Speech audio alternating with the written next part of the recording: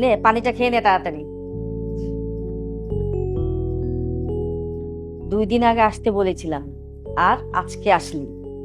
ঢাকা যাওয়ার পর থেকে মাকে ভুলে গেলি, তাই না? আসলে মা ইদানিং অফিসে না কাজের অনেক চাপ। এই যে যখনই চাপটা কমলো তোমার বৌমাকে নিয়ে সরাসরি ট্রেনে করে চলে আসলাম। কিরে, তোরা ট্রেনে এসেছিস? আরে ফ্লাইটে এলি না কেন?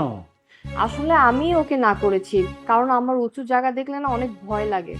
বৌমা শোনো, মেয়েদের অভ্যাস হচ্ছে টাকা বাঁচানো।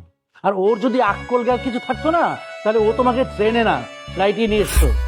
বাবা ফ্লাইটের জন্য ট্রাই করেছিলাম, টিকিট না পেয়ে পরেই ট্রেনে আসছি। টিকিট পাচ্ছিলে না মানে? কালকেও তো আমার একটা ফ্রেন্ড ঢাকা থেকে চলে এসেছে ইয়ার করে, আর তুমি নাকি টিকিট পাচ্ছিলে না? তাই নাকি? কিরে, ওর ফ্রেন্ড যখন টিকিট পেলো তাহলে তুই পেলি না কেন? বাবা প্রথমত আমি একা আসতে চেয়েছিলাম, তারপর প্ল্যান হলো যে ওকেও সাথে করে নিয়ে যাব।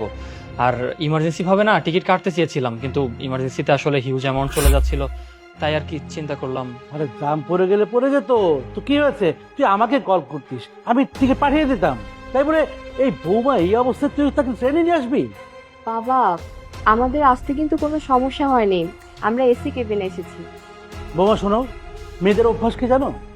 টাকা কিভাবে বাঁচানো যায় সেই চিন্তাটাই করে। আমি আরেকটা জিনিস লক্ষ্য করেছি, তুমি সবসময় আমার ছেলের টাকা কিভাবে বাঁচানো যায় সেই ধান্দায় থাকো। আচ্ছা, যদি টাকা পয়সার এত সমস্যায় থাকতো তা আমাকে বললে তো হতো, আমি দিয়ে দিতাম। আচ্ছা ঠিক আছে, আমাকে যদি বলতে না পারো তাহলে ওর ছোট ভাইকে বলতো, ওর ছোট ভাই পাঠিয়ে দিত। কিরে, টাকা দিতি না?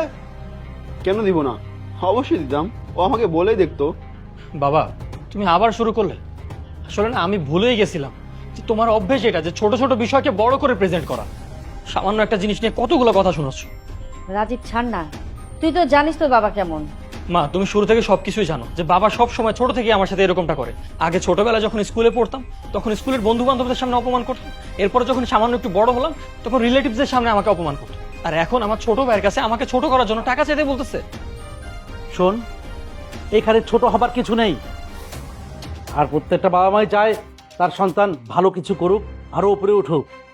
আর যদি সেটা তুই করতে না পারিস তাহলে সেটা তোর ব্যর্থতা। বাবা আমার জীবনে যত ব্যর্থতা আছে না ঘুরে ফিরে কিন্তু তোমার কাঁধেই যায়, এগুলো তোমার ব্যর্থতা। ছোট থেকে হিসাব করে দেখো তো, আমি সবসময় তোমার কথা রেখেছি। কোন স্কুলে পড়বো, কোন কলেজে পড়বো, এমনকি আমি কোথায় চাকরি করব সেগুলো তোমার কথা মতো করেছি। আমাকে কখনো তুমি আমার সিদ্ধান্তে চলতে দাওনি।